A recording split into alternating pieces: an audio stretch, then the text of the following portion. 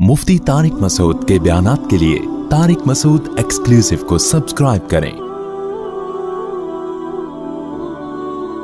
Tariq Masood exclusive.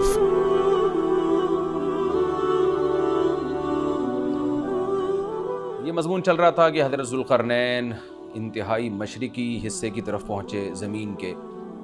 वो इलाक़े फ़तह करने के बाद फिर हज़रत ज़ुल्क़रनैन ने ज़्यादातर मुफस्सिरीन की राय के मुताबिक शुमाल का रुख किया। कुरान में नहीं है कि नॉर्थ की तरफ गए या साउथ की तरफ गए, लेकिन कुछ चीज़ें बदीही होती हैं। आबादी ज़ाहिर है उस वक्त नॉर्थ ही की तरफ ज़्यादा थी, साउथ की तरफ आबादी बहुत बाद में दुनिया में आई है और अब भी बहुत कम आबादी है साउथ की तरफ। तो गालिब यही है कि नॉर्थ की तरफ हज़रत ज़ुल्क़रनैन गए। कुरान कहता है सुम्मा अत्बअ सबबा हत्ता इज़ा बलग़ बैन अस्सद्दैन। सद कहते हैं बंद करना, कहते हैं ना सद्दे बाब, और इंसिदादे दहशत गर्दी, बाब इनफ़िआल में जाएगा तो इंसिदाद यानी दहशत गर्दी को बंद करना। तो सद्दैन दो सद यानी दो आड़ें, तो पहाड़ को आड़ से ताबीर किया गया है क्योंकि पहाड़ रुकावट बन जाता है इधर की आबादी इधर और उधर की इधर जाने के लिए, तो एक आड़ की तरह होता है।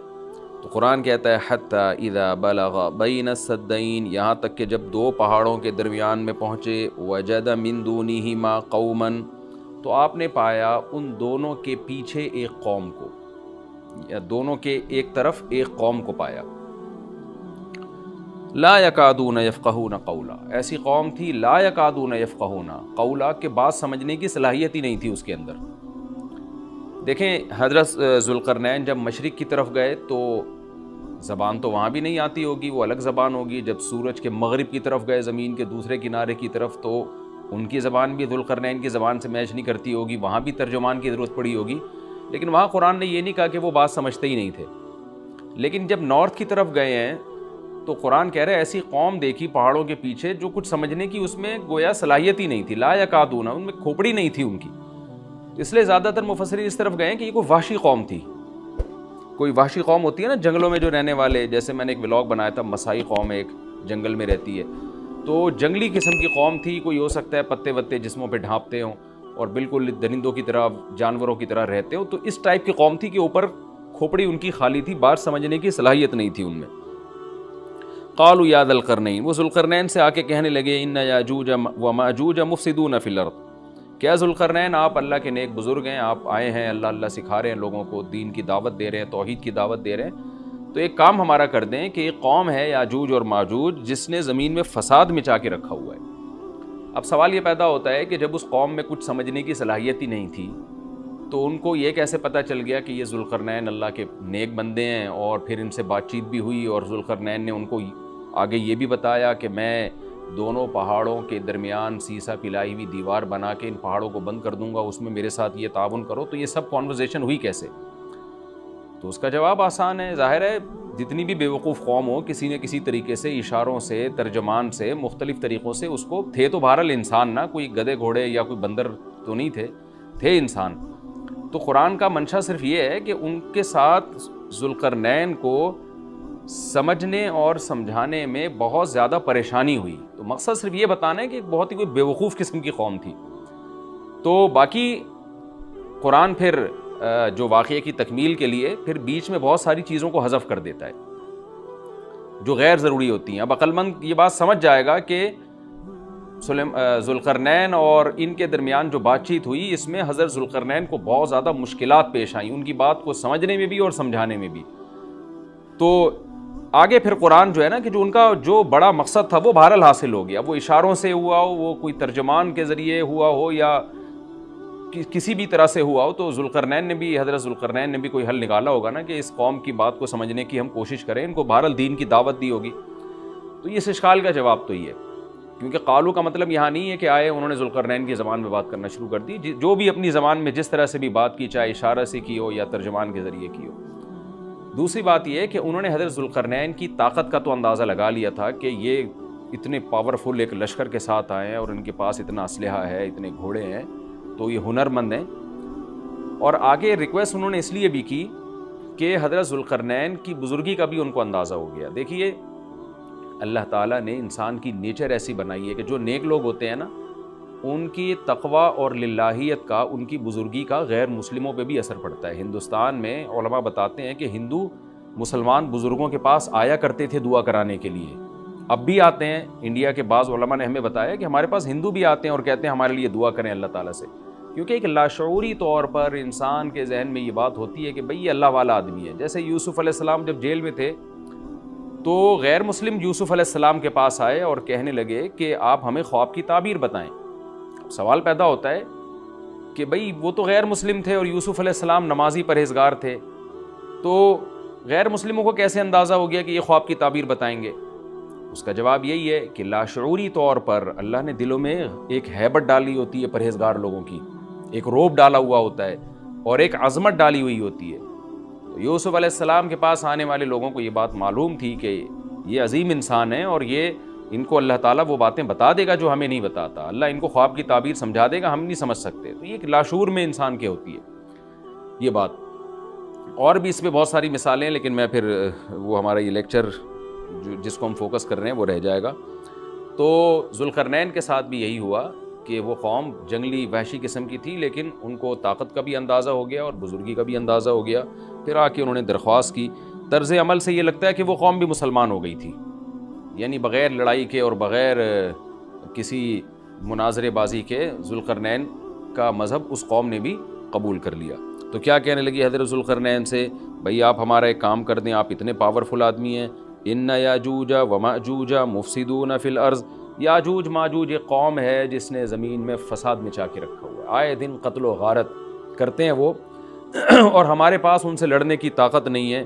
فہل نجعل لک خرجا، کیا ہم آپ کے لیے خرچ بنا سکتے ہیں؟ کچھ اجرت، خرچ کہتے ہیں، خراج کا لفظ آپ نے سنا ہوگا، ٹیکس کو یا اجرت کو، تو ہم آپ کو کمیشن دیں گے اس کا، ہمارے پاس پیسہ بہت ہے، وسائل بہت ہیں، لیکن وہ ٹیکنالوجی ہمارے پاس نہیں ہے جو آپ کے پاس ہے۔ تو ہم دیکھ رہے ہیں آپ کو اللہ نے ایک بڑی قوت اور طاقت دی ہے، تو پیسہ ہمارے پاس بہت ہے، ہم آپ کو اس کی اجرت دیں گے۔ آپ نے یہ کرنا ہے کہ علا، اس بات پر ہم آپ کو اجرت دیں گے، تجعل بیننا و بینہم سدا، کہ آپ ہمارے اور ان کے درمیان ایک آڑ بنا دیں، ایک دیوار بنا دیں، کہ بہت بڑی دیوار بنانی پڑے گی اور پہاڑوں کو کہ اس خلا کو ختم کرنا پڑے گا، وہ قوم آ کے ہم پہ حملے کرتی ہے اور ہمارا بہت نقصان کرتی ہے، تو آپ ایک ایسی آڑ بنا دیں جو ہمارے بس میں نہیں ہے۔ قال ما مکنی فیہ ربی خیر، ذوالقرنین نے فرمایا میرے رب نے جو مجھے ٹھکانہ دیا ہے، طاقت دی ہے، وہ بہتر ہے۔ کیا مطلب؟ مجھے تمہاری اجرت کی ضرورت نہیں ہے، میرے پاس بہت وسائل ہیں۔ دیکھیں استغنا بہت بڑی نعمت ہے۔ سلیمان علیہ السلام کا بھی یہی انداز تھا، جب ملکہ سبا نے ہدیے دے کے بھیجا نا، تو سلیمان علیہ السلام نے بھی یہ فرمایا تھا، ما آتانی اللہ خیر مما آتاکم، مجھے جو اللہ نے وسائل دیے ہیں وہ تم سے بہت زیادہ ہیں۔ تو ایسے موقع پہ اس طرح کی بات کرنا یہ تکبر نہیں کہلاتا، بلکہ یہ عین شکر ہے کہ بھائی میں کیوں کسی سے مانگوں۔ آپ نے بعض دفعہ مالداروں کو دیکھا ہوگا، وہ یہ جملہ کہتے ہیں بھائی ہم کسی کے محتاج نہیں ہیں، تو اس جملے میں اگر اللہ کے شکر کی نیت ہے تو یہ اچھا جملہ ہے، اور اگر نیت ہے دوسرے کو نیچا دکھانا پھر یہ تکبر ہے۔ تو بعض وہمی لوگ کیا کرتے ہیں، کوئی بھی اس طرح کا جملہ زبان سے نکالتے تو فوراً اس پہ تکبر کا فتویٰ ٹھوک دیتے ہیں، یہ ٹھیک نہیں ہے۔ تو اس طرح کے جملے پیغمبروں سے بھی ثابت ہیں تو اور اہل اللہ سے بھی ثابت ہیں۔ حضرت ذوالقرنین نے فرمایا بھائی پیسوں کی مجھے ضرورت نہیں ہے، ما مکنی فیہ ربی، میرے رب نے جو مجھے وسائل دیے ہیں، خیرون، وہ بہت بہتر ہے۔ تم کیا دو گے مجھے، کتنے پیسے دے دو گے؟ ہاں مجھے افرادی قوت کی ضرورت ہے، کیونکہ اتنے بھاری بھرکم پتھر اٹھا کے پہاڑوں پہ لے کے جانا، لوہے کی پلیٹیں لے کے جانا، اس کے لیے افراد چاہیے، مزدور چاہیے، لیبر چاہیے۔ فَأَعِینُونِی بِقُوَّةٍ، تم مجھے میری مدد کرو قوت کے ساتھ، قوت چاہیے مجھے، پاور چاہیے، افرادی قوت چاہیے، یہاں قوت سے مراد ہے وسائل چاہیے، لیبر چاہیے، مزدور چاہیے۔ تو اجعل بینکم و بینہم ردما، میں تمہارے اور ان کے درمیان آڑ بنا دوں گا، دیوار بنا دوں گا۔ آتونی زبر الحدید، وہ قوت یہ چاہیے کہ دو تم مجھے لوہے کی پلیٹیں، یعنی اوپر چڑھانے میں میری مدد کرو ان کی۔ تو وہ افراد چاہیے ہمیں بہت بڑی تعداد میں جو لوہے کی پلیٹوں کو لے کے پہاڑوں کے اوپر چڑھیں، اور کوئی بھی اس وقت جو بھی طریقہ انہوں نے اختیار کیا ہوگا، ان پلیٹوں کو ہم دونوں پہاڑوں کے بیچ میں رکھیں گے، حتیٰ اذا ساوا بین الصدفین، یہاں تک کہ جب دونوں کنار، صدف کہتے ہیں پہاڑ کے کنارہ، دونوں کناروں کے درمیان ان لوہے کی پلیٹوں کو۔ اچھا یہاں بھی اندماج ہے، صنعت اندماج کا مطلب بہت سے واقعات قرآن بیچ میں حذف کر رہا ہے۔ تو ایسا ہی نہیں ہے کہ بنی بنائی پلیٹیں، انہوں نے کوئی اسٹیل مل تھی اور وہ پلیٹیں پہلے سے تیار رکھی ہوئی تھیں. ظاہر ہے ذوالقرنین نے کیا کیا، لوہا جمع کیا پہلے. حضرت ذوالقرنین نے کس قدر محنت لگی ہوگی، پہاڑوں کے درمیان بہت زیادہ لوہا چاہیے، تو کہاں کہاں سے پتہ نہیں کتنے مہینے کا یہ پروسیس ہوگا، کتنے سال اس پروجیکٹ میں لگے ہوں گے، کہاں کہاں سے لوہا جمع کیا ہوگا. ہو سکتا ہے زمین میں کھدائی کا کام شروع کیا ہو پہلے، کہ زمین سے لوہا نکالیں ہم، پھر اس لوہے کو گرم کر کے اس کو بھٹیوں میں گرم کر کے کیسے پلیٹوں کی شکل میں تبدیل کیا ہوگا. تو یہ کوئی آسان کام نہیں ہے. لیکن قرآن نے اس پورے واقعے کو حذف کر دیا اور مختصراً بیان کیا. آتونی زبر الحدید، جو لوہے کی پلیٹیں ہم نے تیار کی ہیں وہ لا کے دو. حتی اذا ساوا بین الصدفین، جب ان پلیٹوں کو دونوں پہاڑوں کے بیچ میں ایسے ایسے نصب کرنا شروع کر دیا. ایک پلیٹ آئے، پھر دوسری پلیٹ، پھر تیسری پلیٹ. یعنی اگر ایسے کر کے پلیٹ لگاتے تو یہ تو پلیٹ تو بہت ہلکی ہوتی، یاجوج ماجوج اس میں سوراخ کر دیتے یا کچھ بھی اس کو توڑ دیتے یا جلا دیتے، پگھلا دیتے بھٹی کے ذریعے، کچھ بھی کر سکتے تھے. تو پلیٹوں کو ایسے کر کے رکھا گیا کہ چوڑائی میں جو ہے وہ دیوار بنے. قال انفخوا، تو ذوالقرنین نے کہا اب ان میں آگ بھڑکاؤ. انفخوا کا مطلب پھونک مارنا ہے، لیکن یہاں پھونک سے بھٹی کی جو گرم کرنے کے لیے جو ہوا ڈالی جاتی ہے نا، جو جیسے آپ نے دیکھا ہوگا نا پرانے زمانے میں خواتین جو تھیں، وہ بوڑھی مائیں کیا کرتی تھیں، دادیاں، وہ ایک پائپ لے کے نا کوئلوں میں پھونک مارتی تھیں. اس سے کیا ہوتا ہے، وہ ٹیمپریچر بڑھتا ہے. آج بھی میں نے گاؤں دیہاتوں میں دیکھا ہے بھٹیوں میں کہ وہ ہوا کا پریشر بنانے کے لیے انہوں نے کچھ دیسی قسم کی مشینیں لگائی ہوئی ہوتی ہیں. ایک صاحب کو میں نے دیکھا کہ سائیکل کا پہیے پہ پتہ نہیں کون سی مشین لگائی ہوئی ہے، اس سائیکل گھمائے جا رہے ہیں، ادھر سے ہوا نکل رہی ہے اور وہ لوہا پگھلنا شروع ہو گیا. تو بھٹی میں جو پہلے زمانے میں ٹیمپریچر بڑھایا جاتا تھا وہ ہوا کا پریشر بڑھا کے ہی بڑھایا جاتا تھا، یا ہو سکتا ہے کوئی گیس ہو جس کا پریشر بڑھانے کو انفخو سے تعبیر کیا جا رہا ہے. حتی اذا جعلہ نارا، یہاں تک کہ جب ان پلیٹوں کو بہت زیادہ گرم کر دیا اور آگ کی طرح، وہ پلیٹیں بیچ میں نصب کر کے نا آگ کی طرح پگھلنے لگیں، پانی کی طرح وہ پگھلنے لگیں. تو قال آتونی افرغ علیہ قطرہ، جب وہ گرم ہو گئی نا بہت زیادہ، تو پہلے سے تانبا پگھلا کے رکھا ہوا تھا. یہاں بھی وہی تفصیل ہے کہ حضرت ذوالقرنین نے جو اتنا زیادہ تانبا پگھلا کے پہلے سے بالکل وہ پانی کی طرح تانبا پگھلایا ہوا تھا. میں نے دیکھا ہے جو کاپر ہے پگھلتا ہوا بھٹیوں میں، مجھے تو ایسی چیزیں دیکھنے کا بڑا شوق ہے. تو وہ اتنا زیادہ اس کا ٹیمپریچر ہوتا ہے نا کہ ایسا لگتا ہے جیسے جہنم کی آگ ہے. اللہ ہم سب کو محفوظ رکھے. تو میں کبھی کبھار جب یہ آیت پڑھتا ہوں تو میں سوچتا ہوں کہ کتنا بڑی مقدار میں حضرت ذوالقرنین نے کہاں کہاں سے تانبا جمع کیا ہوگا، پھر اس کو کیسے اس زمانے میں، جو صدیوں پرانی بات ہے، جب ٹیکنالوجی نے اتنی ترقی نہیں کی تھی، اس کا تو عشر اشیر بھی نہیں تھا، لیکن کیسے اس کو پگھلایا ہوگا انہوں نے، حضرت ذوالقرنین نے. تو وہ کسی دیگڑے میں جناب اتنا زیادہ، پھر دیگ کہاں سے لائے ہوں گے، وہ دیگ تو خود پگھل جائے گی. اس کے لیے مخصوص قسم کی ایک کوئی میٹل ہوتا ہے کہ اس کا ٹیمپریچر اور تانبے کا ٹیمپریچر میں فرق ہوتا ہے، کہ تانبا جس ٹیمپریچر پہ پگھلے گا تو اس دھات کو، تانبے کو جس دیگ میں ڈالا جائے وہ اس ٹیمپریچر پہ نہ پگھلتا ہو، یا کوئی پتھر کی دیگ ہوگی، جو بھی ہوگا. لیکن بہرحال یہ ساری چیزیں محیر العقول ہیں. تو حضرت ذوالقرنین نے پہلے سے بہت بڑی مقدار میں تانبے کو پگھلا کے رکھا ہوا تھا. اب انہوں نے کہا کہ آتونی افرغ علیہ قطرہ، قطر کہتے ہیں تانبے کو. اب یہ جو ہے دو مجھے یہ، میں اب ان پلیٹوں کے اوپر جو گرمی سے جو پگھل رہی ہیں نا، ان کے اوپر تانبا ڈال دوں گا. یعنی تانبا ڈالنے کا مقصد کیا تھا کہ دونوں پلیٹوں کے درمیان جو خلا ہے وہ پر ہو جائے، اور پلیٹوں کو پگھلانے کا مقصد یہ تھا کہ پلیٹیں اور تانبا آپس میں مکس ہو جائیں، یعنی ایک یکجان ہو جائیں وہ. کیونکہ جب ایک چیز گرم کر کے دوسری گرم چیز کے ساتھ ملائی جاتی ہے نا، تو وہ اس کے اجزاء ایک دوسرے میں داخل ہو جاتے ہیں اور وہ بالکل یکجان ہو جاتا ہے. تو آتونی افرغ علیہ قطرہ، دو مجھے یہ تانبا، میں اس کے اوپر انڈیل دوں گا. تو وہ دیگیں تانبے کی پگھلا کے پہاڑوں پہ چڑھایا گیا ان دیگوں کو، اور پھر وہ لوہے کی پلیٹوں کے بیچ میں جو خلا تھا نا، ان خلا میں وہ تانبے کا جو پگھلا ہوا تانبا تھا پانی کی شکل میں، اس پگھلے ہوئے تانبے کو ڈال دیا گیا. تو وہ یکجان ہو کر ایک بہت مضبوط آہنی دیوار بن گئی. فَمَا اسْطَاعُوا أَن يَظْهَرُوهُ، اب یاجوج ماجوج میں اس کی استطاعت نہیں رہی کہ اس پہ چڑھ سکیں. وَمَا اسْتَطَاعُوا لَهُ نَقْبًا، اور اس دیوار میں نقب کی استطاعت بھی نہیں رہی.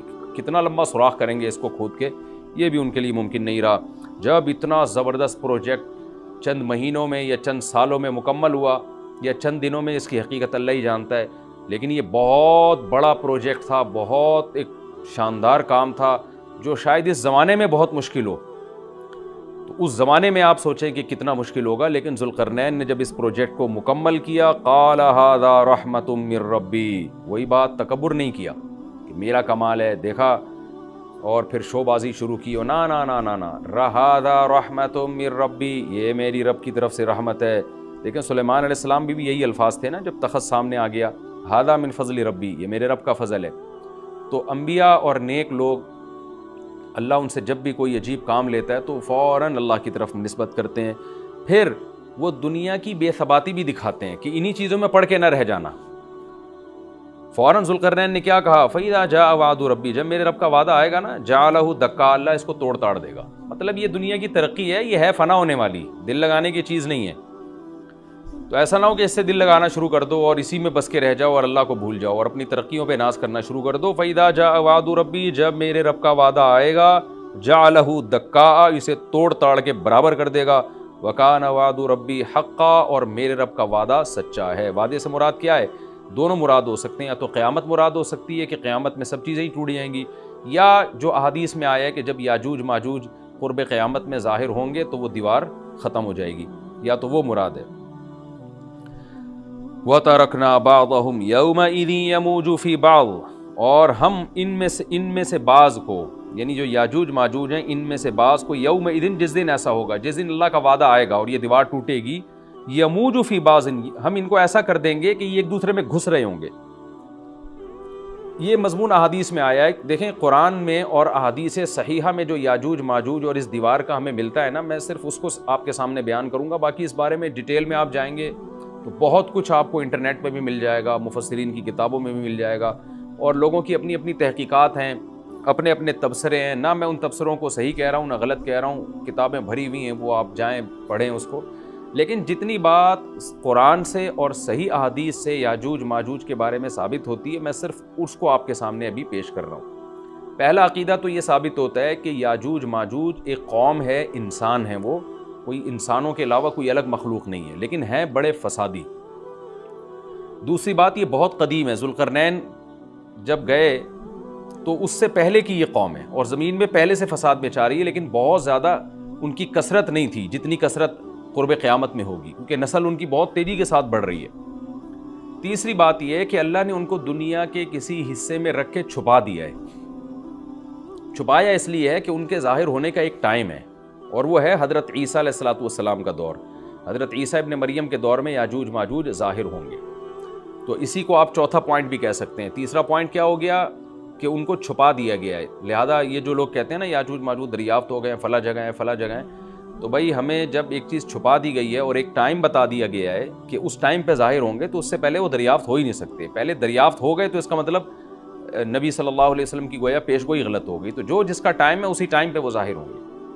چوتھی بات میں نے جیسے بتائی کہ حضرت عیسیٰ علیہ السلام کے دور میں وہ ظاہر ہوں گے. پانچویں بات، صحیح حدیث سے یہ بات ثابت ہے کہ یاجوج ماجوج وہ جو دیوار بنی تھی اس کو چاٹتے رہتے ہیں، ختم کرتے ہیں. اب چاٹنا کا جو لفظ حدیث میں ہے اس سے مراد زبان سے چاٹنا بھی ہو سکتا ہے، اور یہ کنایا بھی ہو سکتا ہے کہ اس کو ختم کرنے کی کوشش میں لگے ہوئے ہیں.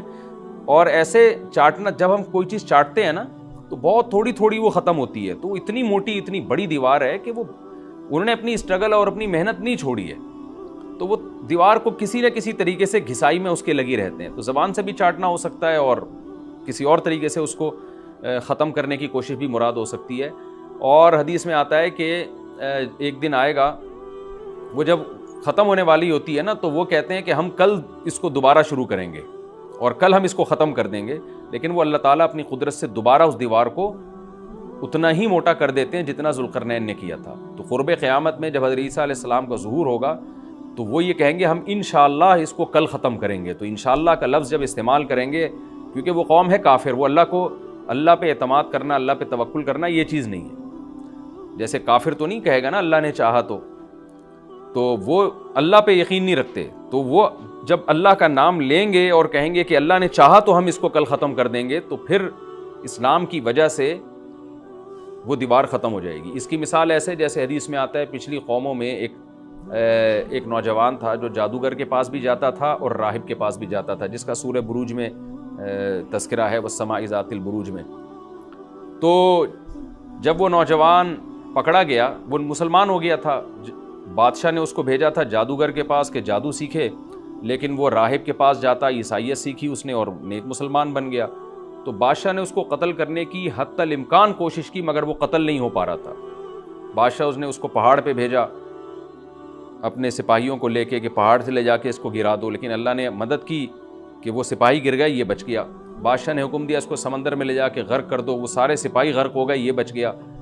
تو کسی بھی طرح سے اس کی قتل کی کوششیں کامیاب نہیں ہو رہی تھیں، تو اس نے بادشاہ سے کہا کہ تو اگر مجھے قتل کرنا چاہتا ہے نا تو چوک پہ کھڑا کر کے تیر مجھے مار اور کہے کہ بسم اللہ و ربی ھذا الغلام، اس نوجوان کے رب کے نام سے میں اس کو قتل کرتا ہوں، تو اللہ کا نام لے کے مجھے مارے گا تو میں قتل ہو جاؤں گا۔ نوجوان یہ قربانی اس لیے دے رہا تھا کہ بادشاہ جب پوری پبلک کے سامنے اللہ کا نام لے گا تو لوگوں کو یقین آ جائے گا کہ بھئی اللہ کا نام لینے سے تو کام ہو گیا، اور اللہ کا نام لیے بغیر کام نہیں ہو رہا تھا۔ تو جو بادشاہ اللہ کو مانتا نہیں تھا، آج اس کو بھی اللہ کا نام لینا پڑا ہے۔ تو نوجوان نے یہ قربانی اس لیے دی کہ بادشاہ جب اللہ کا نام لے گا، لوگوں کو اللہ کی ذات پہ یقین آئے گا اور لوگ مسلمان ہو جائیں گے، عیسائیت کو قبول کر لیں گے۔ تو اس نوجوان نے یہ قربانی دی اور بادشاہ نے اللہ کا نام لے کے جب تیر مارا تو وہ نوجوان شہید ہو گیا، اور لیکن پورا ملک مسلمان ہو گیا، عیسائیت قبول کر لی۔ اور سورہ بروج میں پھر اللہ نے ان کا تبصرہ کیا، ان کا واقعہ بیان کیا ان کے بارے میں کہ کیسے بادشاہ نے خندقیں کھود کھود کے پوری قوم کو جو ہے وہ جو دین سے پیچھے نہیں ہٹے ان کو کس طرح سے آگ میں پھینک دیا ان سب کو۔ تو اس سے پتہ چلتا ہے کہ کافر بھی بعض دفعہ جب اللہ کا نام لیتا ہے نا تو اس کو دنیاوی فائدہ ہو جاتا ہے۔ تو یاجوج ماجوج بھی تنگ آ کر پھر اللہ کا نام لیں گے اور کہیں گے اللہ نے چاہا تو ہم اس دیوار کو کل ختم کر دیں گے، اور بالآخر وہ دیوار ختم ہو جائے گی۔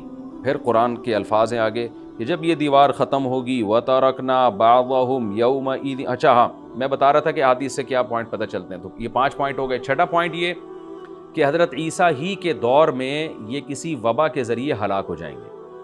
حضرت عیسیٰ علیہ الصلوۃ والسلام اتنے زیادہ ہوں گے کہ ان سے لڑنا ممکن نہیں ہوگا، جیسے کہ قرآن میں بھی آ رہا ہے وَتَرَكْنَا بَعْضَهُمْ يَوْمَئِذٍ يَمُوجُ فِي بَعْضٍ، ہم ان میں سے بعض کو بعض کے اندر گھسا دیں گے، اتنی کثرت سے ایک دوسرے میں، اب آبادی کی کثرت بہت ہوگی ان کی، گھسے ہوئے ہوں گے ایک دوسرے میں، یہ جیسے چیونٹیاں اور مکوڑے ہوتے ہیں، تو ان سے لڑنا ممکن نہیں ہوگا۔ تو حضرت عیسیٰ علیہ الصلوۃ والسلام لوگوں کو لے کے کوہ طور پہ چلے جائیں گے، اور باقی مسلمان وہ اپنے اپنے گھروں کے اندر بند ہو جائیں گے، اور پھر اللہ کی طرف سے ایک وبا آئے گی، اور اس وبا میں یہ سارے کے سارے ہلاک ہو جائیں گے۔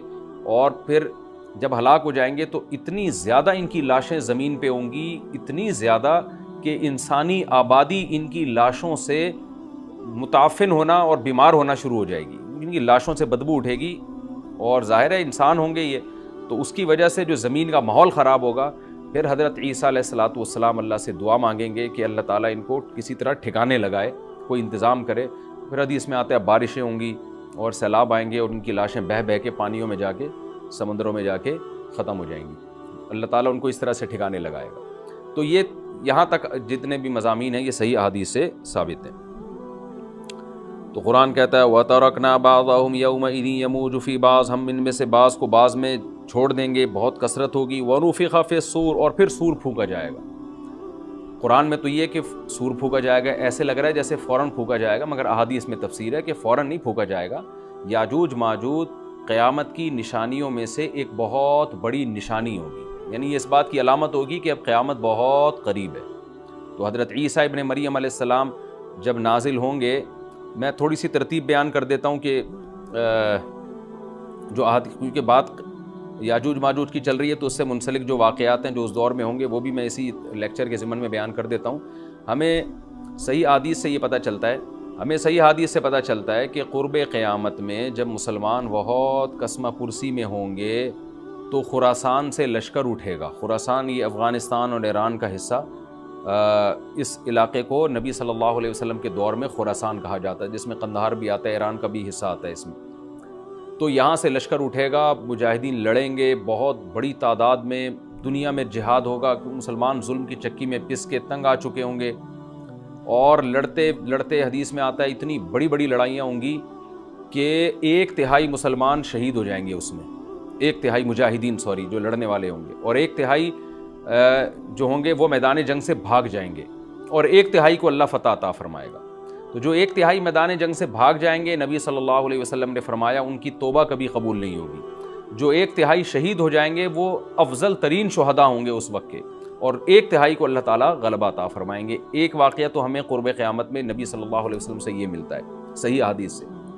دوسرا ہمیں یہ ملتا ہے کہ قرب قیامت ہی میں مسلمان قسمہ پرسی کا شکار ہوں گے، تو تلاش کریں گے حضرت مہدی کو، کیونکہ حضرت مہدی وہ شخصیت ہیں جن پہ تمام نیک لوگ جمع ہو جائیں گے اور وہ مسلمانوں کی میدان جنگ میں کمانڈ کریں گے، جہاد میں کمانڈ کریں گے۔ تو ان کو بیت اللہ میں تلاش کیا جائے گا، وہ رسول اللہ صلی اللہ علیہ وسلم کی اولاد میں ہوں گے، اور لوگ ان کو پہچان لیں گے، اہل اللہ پہچان کر ان کو اپنا امیر بنائیں گے، اور ان کی قیادت میں پھر لڑائی اور جہاد شروع ہوگا۔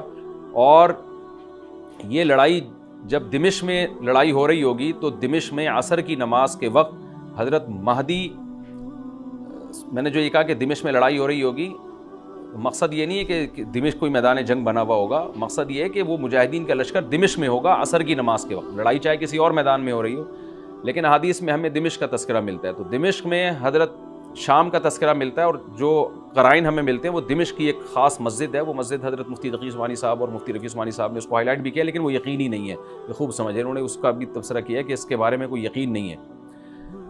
تو حضرت مہدی عصر کی نماز پڑھا رہے ہوں گے، لوگ امامت میں آپ کے پیچھے کھڑے ہوں گے، یہاں تک کہ مسجد کے مینار پر، آج بھی وہ مینار موجود ہے جس کے بارے میں غالب گمان ہے کہ یہ وہ مینار ہے جہاں حضرت عیسیٰ علیہ السلام نازل ہوں گے، غالب گمان کے درجے میں کہا جا سکتا ہے، ورنہ پھر اسی کے اڑوس پڑوس میں کوئی مسجد ہوگی۔ میرا اگر شام جانا ہوا تو انشاءاللہ میں ارادہ ہے کہ میں ولاگ میں اس مسجد کا بھی تذکرہ کروں گا، اس جگہ کا بھی تذکرہ کروں گا، لیکن میں پہلے یہ بات بتا دوں کہ وہ 100% یقینی نہیں ہے، ایسا نہ ہو کہ اس مسجد کے مینار پہ چڑھ کے لوگ جو ہے وہ اس کے کوئی مینار کو ہی چاٹنا شروع کر دیں تبرک کے طور پہ۔ تو عصر کی نماز کا ٹائم ہوگا، حضرت عیسیٰ ابن مریم علیہ السلام فرشتوں کے کندھوں پہ ہاتھ رکھ کے نیچے اتریں گے نماز کے ٹائم پہ، یعنی آسمان سے مینار تک آئیں گے، اور پھر مینار سے آپ کے لیے سیڑھیاں لگائی جائیں گی، سیڑھیوں کے ذریعے مینار سے نیچے اتریں گے اور لوگ ان کو پہچان لیں گے۔ حضرت مہدی ان کو امامت کے لیے آگے کریں گے کہ آپ اللہ کے ایک پیغمبر ہیں، آپ نماز پڑھائیے، حضرت عیسیٰ علیہ السلام انہی کو آگے رکھیں گے، اور اس طرح کا مفہوم ہے حدیث میں کہ اللہ نے اس کام کے لیے آپ کو ہی منتخب کیا۔ کیا مطلب یہ امامت اس امت کا حق ہے؟ تو حضرت عیسیٰ ابن مریم علیہ السلام کا جو کام ہوگا وہ جہاد ہے اور یہودیوں سے انتقام لینا، کیونکہ یہودیوں نے اپنے خیال میں حضرت عیسیٰ کو قتل کیا تھا، تو اللہ نے یہودیت ہی کے خاتمے کے لیے اور دجال کے خاتمے کے لیے عیسیٰ ابن مریم کو نازل کیا ہے۔ حضرت مہدی سے پہلے ہی دجال ظاہر ہو چکا ہوگا۔ دجال کے بارے میں حدیث میں آتا ہے کہ ہر پیغمبر نے اپنی امت کو دجال کے فتنے سے ڈرایا ہے۔ اچھا، یہ دجال ایک ایسی شخصیت ہے جس کا یہودی انتظار ہم سے زیادہ کر رہے ہیں، کیونکہ یہودی اس کو اپنے لیے نجات دہندہ سمجھتے ہیں، جبکہ حدیث میں آتا ہے کہ دجال کانا ہوگا اور اس کا خدائی کا دعویٰ ہوگا، اس کے پاس کچھ ایسی طاقتیں ہوں گی کہ مردے کو زندہ کر دے، زندہ کو مار دے، ایک طرف اس کے باغ ہوگا، ایک طرف اس کے آگ ہوگی، جو اس پر ایمان لائے گا اس کو باغ میں داخل کرے گا، اور جو اس پر ایمان نہیں لائے گا اس کو آگ میں داخل کرے گا۔ اور رسول اللہ صلی اللہ علیہ وسلم نے فرمایا اس کی جو آگ ہے حقیقت میں وہ جنت کا باغ ہوگا، اور اس کا جو باغ ہے حقیقت میں وہ جہنم کی آگ ہوگی۔ تو جو نبی کی باتوں پہ یقین کرتے ہیں وہ دجال کے فتنے سے محفوظ رہیں گے، اور حدیث میں سورہ کہف کی بھی تلاوت کا حکم ہے، جمعے کے دن جو کہف کی تلاوت کرتا ہے اللہ اس کو دجال کے فتنے سے محفوظ رکھتا ہے۔ اب آپ دیکھیں یہ سورہ کہف میں ہی قیامت کی علامات کا تذکرہ ہے نا، تو شاید اسی وجہ سے کیونکہ جو سورہ کہف پڑھتا رہے گا وہ یاجوج ماجوج کے واقعات بھی پڑھتا رہے گا اور اللہ کی قدرت کے واقعات بھی پڑھتا رہے گا، تو دجال کے فتنے سے اللہ اس کو اس برکت سے بچا کے رکھیں گے، فتنے سے محفوظ رکھیں گے۔ تو وہ ایسی طاقتیں دکھائے گا، بے وقوف لوگ اس پہ ایمان لے آئیں گے۔ حدیث میں آتا ہے کہ کانا کبھی بھی خدا نہیں ہو سکتا، یعنی اس کی تو ایک آنکھ ہوگی نہیں، لیکن بے وقوف لوگ اس کے یہ کچھ ظاہری کمالات دیکھیں گے، یہ نہیں دیکھیں گے کہ یہ تو شکل بھی اس کی اچھی نہیں ہے، یعنی خدا کم از کم جمال والا ہوتا ہے نا، یہ تو ہے بھی کانا، اور اس کے بڑا بڑا کافر بھی لکھا ہوا ہوگا واضح طور پر، جس سے پتہ چلے گا۔ لیکن احمق اور بیوقوف لوگ جیسے روحانی عامل کو کچھ شعبدے دیکھ کر ان پہ سے متاثر ہو جاتے ہیں نا، روحانی عاملوں کے شعبدے دیکھ کے، تو ایسے ہی دجال کے شعبدے دیکھ کے متاثر ہوں گے۔ تو بہت لوگوں کو، خلقت کو، بہت بڑی امت کو گمراہ کرے گا دجال، اہل اللہ کو اللہ تعالیٰ اس کے فتنے سے محفوظ رکھے گا۔ پھر حضرت عیسیٰ ابن مریم جب نازل ہوں گے تو وہ دجال کو قتل کریں گے۔ حدیث میں آتا ہے کہ نیزے کے ذریعے گھوڑے پہ بیٹھ کے قتل کریں گے۔ علماء نے اس حدیث کا دو مطلب بیان کیے ہیں۔ کہ یا تو اس کا مطلب یہی ہے کہ واقعی گھوڑے پہ بیٹھیں گے، نیزہ استعمال کریں گے، اور زمین جو ہے وہ اتنی پہلے اس سے جنگیں ہو چکی ہوں گی کہ لوگ دوبارہ تلواروں گھوڑوں کی طرف آ جائیں گے۔ اس بات کا امکان ہے، ہر ملک ایٹمی طاقت بن چکا ہے، تو اگر یہ ایٹم بم سارے ملک آپس میں چلا دیں تو ہم دوبارہ گدھے گھوڑوں والی زندگی پر آ جائیں گے، ٹیکنالوجی ساری تباہ و برباد ہو جائے گی، انسان کی ترقی۔ تو اس بات کا بھی امکان ہے کہ کوئی اس سے پہلے ہو سکتا ہے کوئی ایسی جنگ عظیم ہو کہ انسانیت دوبارہ پہاڑوں پتھروں کے دور میں آ جائے، لیکن ظاہر یہ معلوم ہوتا ہے کہ رسول اللہ صلی اللہ علیہ وسلم نے جو کلام کیا ہے، ظاہر ہے اس دور کے لحاظ سے جو لوگوں کے جہاں تک جو لوگوں کی مینٹل اپروچ ہے وہاں تک، تو نبی صلی اللہ علیہ وسلم میزائل یا اور ٹینکوں کا تذکرہ کرتے تو کیا سمجھ میں آتا؟ تو گھوڑے سے مراد ہے جو اس زمانے کا گھوڑا ہوگا، اور نیزے سے مراد ہے اس زمانے کا جو اسلحہ ہوگا، کیونکہ نیزہ نبی کے دور کا ایک مناسب اسلحہ تھا اور گھوڑا نبی کے دور کی میدان جنگ کی ایک مناسب سواری تھی۔ تو اس سے یہ بھی پتہ چلتا ہے کہ ہو سکتا ہے عیسیٰ ابن مریم نیزے کے بجائے کلاشنکوف کا استعمال کر لیں، تو یعنی وہ نیزہ جو ہے وہ اس کلاشنکوف کی یا جو بھی اسلحہ اس وقت حضرت عیسیٰ ابن مریم استعمال کریں گے اس کی ایک تعبیر ہے، تو اس کا بھی پورا امکان ہے۔ تو ہمیں بہرحال اتنا ایمان ہمارے لیے ضروری ہے کہ دجال کو قتل کرنے والی جو ذات ہے، جو شخصیت ہے، وہ عیسیٰ ابن مریم علیہ الصلاۃ والسلام، تو حضرت عیسیٰ کے ذریعے اللہ تعالیٰ دجال کو قتل کریں گے، اور حضرت عیسیٰ کی قیادت میں زبردست جہاد ہوگا۔ حدیث میں آتا ہے کہ عیسیٰ ابن مریم اس دنیا کو امن سے بھر دیں گے، اتنا امن ہو جائے گا اور اتنی مالی فراوانی ہوگی، اتنی مالی، کیونکہ دنیا میں مال بہت ہے، ڈسٹریبیوشن صحیح نہیں ہے، جو تقسیم ہے نا مال کی وہ ظالمانہ ہے، جس کی وجہ سے غریب سے غریب تر ہے، امیر سے امیر تر ہے۔ حضرت عیسیٰ ابن مریم ایسا نظام قائم کریں گے کہ جس سے مال کی صحیح تقسیم، اور لوگ اٹھیں گے زکوٰۃ کا مستحق تلاش کریں گے اور لوگوں کو زکوٰۃ کا مستحق نظر نہیں آئے گا، غریب تلاش کرنا مشکل ہو جائے گا، یعنی ایک آدمی حدیث کے مفہوم ہے کہ زکوٰۃ لے کے گھومتا رہے گا اور اس کو کوئی غریب نہیں ملے گا، اتنی مالی فراوانی ہو جائے گی۔ پھر ترمذی کی روایت میں آتا ہے کہ اللہ کی طرف سے برکتیں ایسی نازل ہوں گی کہ بڑے بڑے انار پیدا ہوں گے، بڑے بڑے انگور پیدا ہوں گے، زمین اپنی برکتیں کھول دے گی، اور حضرت عیسیٰ علیہ السلام خنزیر کو بھی دنیا سے ختم کر دیں گے، خنزیر کی نسل کو ختم کر دیا جائے گا، وَيَضَعُ الْجِزْيَةَ، اور جزیہ کا نظام ختم، اما الاسلام و اما السیف، یا تو تلوار یا اسلام، اس کے علاوہ نہیں۔ تو نبی صلی اللہ علیہ وسلم کو اللہ نے جس مقصد کے لیے دنیا میں بھیجا تھا، اس مقصد کی جو تکمیل ہے وہ عیسیٰ ابن مریم کے ذریعے۔ باقی اس میں حکمتیں کیا ہیں اس پر میرے الگ سے بیانات موجود ہیں کہ اللہ نے حضرت عیسیٰ ابن مریم کا انتخاب کیوں کیا اس کام کی تکمیل کے لیے، اسی امت میں کوئی کیوں منتخب نہیں کر لیا، یا یہ کہ پیغمبر صلی اللہ علیہ وسلم ہی کے ذریعے پوری دنیا میں اسلام کو غالب کر دیا جاتا، اس میں کیا حکمتیں ہیں، اس پر میرے الگ سے بیانات موجود ہیں۔ ابھی تو میں کوشش کرتا ہوں کہ تفسیر سے میں جو ٹو دا پوائنٹ بات ہے اس سے یہاں اس لیکچر میں نہ ہٹوں۔ تو اسی وقت حضرت عیسیٰ ابن مریم اس کو یاجوج ماجوج کو قتل کریں گے اور دنیا انصاف سے بھر جائے گی، اور اللہ تعالیٰ نے جو پیغمبروں کو دنیا میں بھیجا تھا اس کا مقصد کیفیت اور کمیت دونوں لحاظ سے حاصل ہو جائے گا۔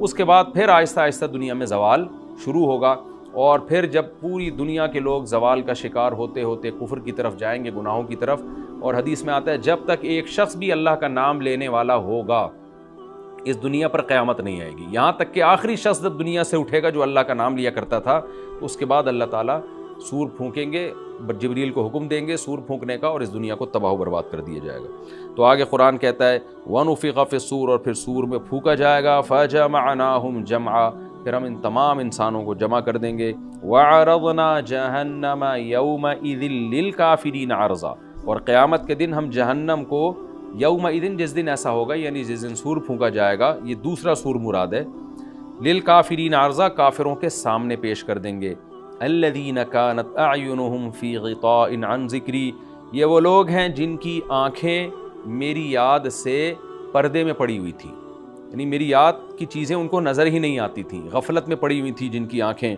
وکانوا لا یستطیعون السمع، اور یہ سننے کی صلاحیت بھی نہیں رکھتے تھے، نہ حق بات سنتے تھے نہ حق دیکھتے تھے، بس اپنے خواہشات کی جو چیزیں ہیں وہ ان کو اچھی لگتی تھیں اور وہی ان کو سمجھ میں آتی تھیں۔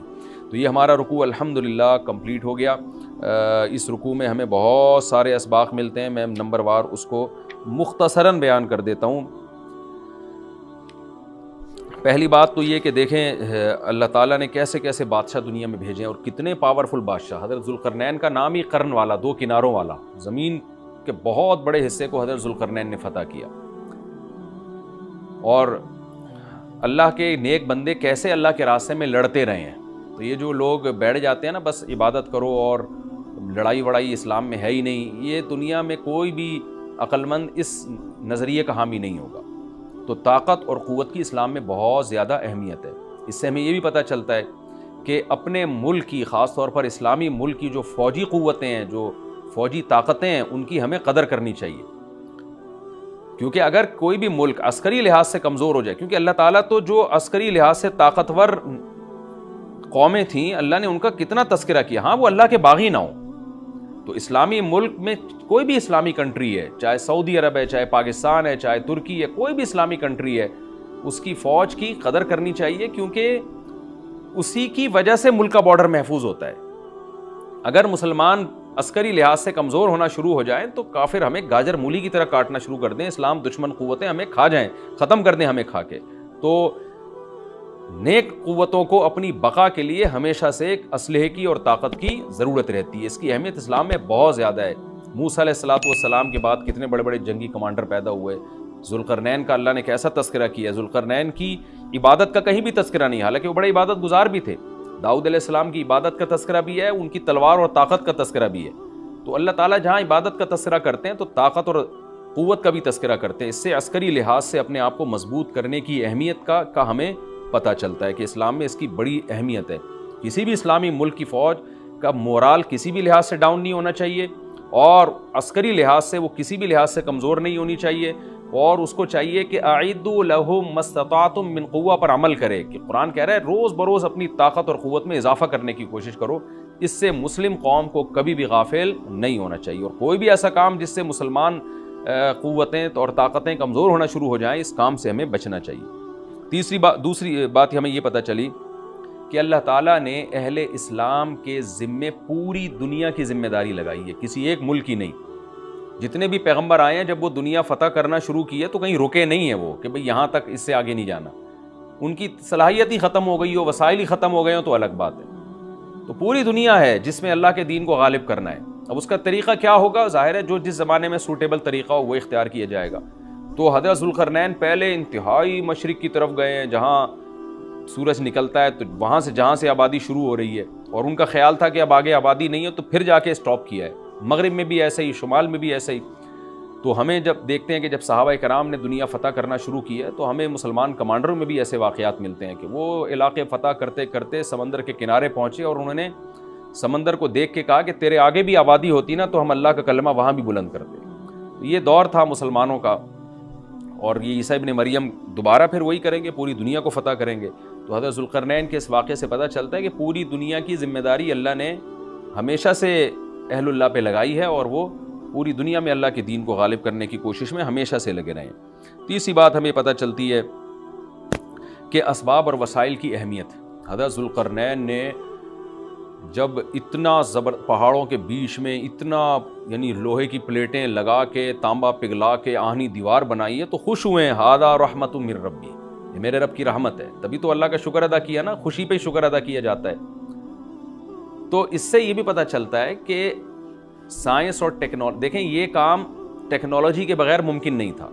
تبھی تو اس قوم نے کہا نا ذوالقرنین سے کہ ہم پیسے آپ کو دیں گے، لیکن ہمارے پاس وہ وسائل نہیں ہیں، وہ ٹیکنالوجی نہیں ہے ہمارے پاس۔ اور بظاہر ایسا لگتا ہے کہ ان کے پاس لوہا بھی تھا، تانبا بھی تھا، کیونکہ حضرت ذوالقرنین اب یہ تو نہیں ہے نا کہ زمین کے مشرق کی طرف دوبارہ لوہا جمع کرنے گئے ہوں، تو وہیں سے جو کچھ ہوگا نکالا ہوگا۔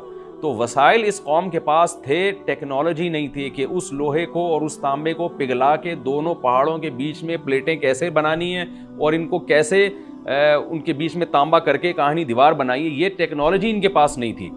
تو اس سے ہمیں ٹیکنالوجی کی ویلیو کا بھی پتہ چلتا ہے۔ آج مسلمان اس میں بھی بہت پیچھے چلے جا رہے ہیں اور اس کو مذہب سمجھنا شروع کر دیا ہے، یہ بات بھی غلط ہے۔